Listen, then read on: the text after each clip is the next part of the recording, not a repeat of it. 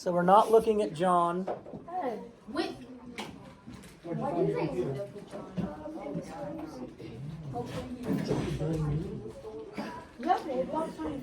All right, so Ruth Thunderberg has a jar of pennies.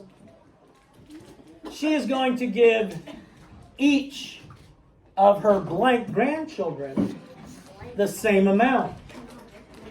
How much of the jar will each grandchild receive? So let's look at that.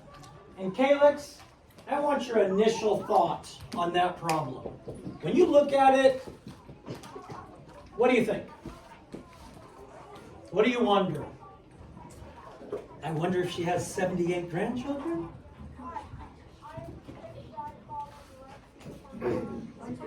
So what do you think when you look at it?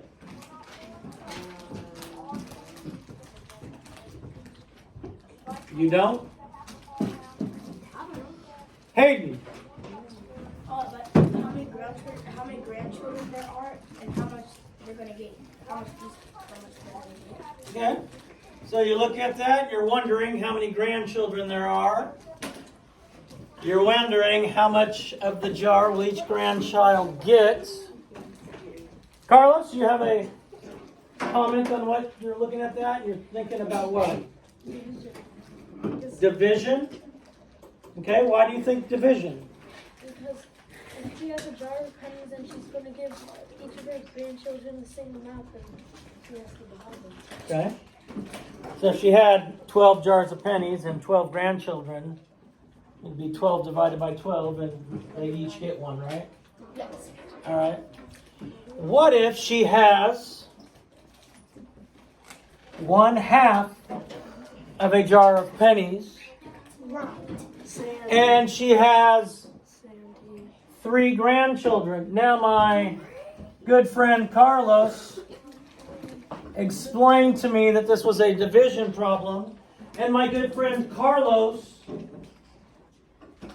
explained why it was a division problem, and I talked about it, and we all seem to have agreed that it was a division problem. All right, so now looking at this, Nadia, what exactly is being divided? Are we dividing the children, or are we dividing the jar of pennies? We are dividing the jar of pennies.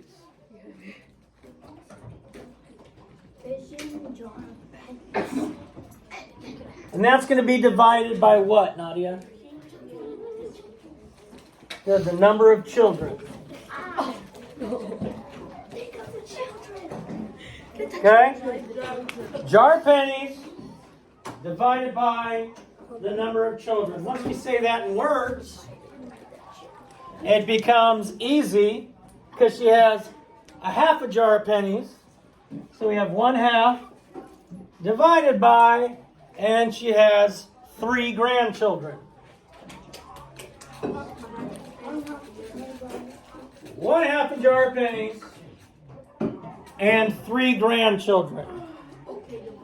Now, Aubrey, is each grandchild going to get more than 1/2 a jar or less than 1/2 a jar? Less than 1/2 a jar. Less than 1/2 a jar. Which means it can't be a whole number. It can't be a whole number.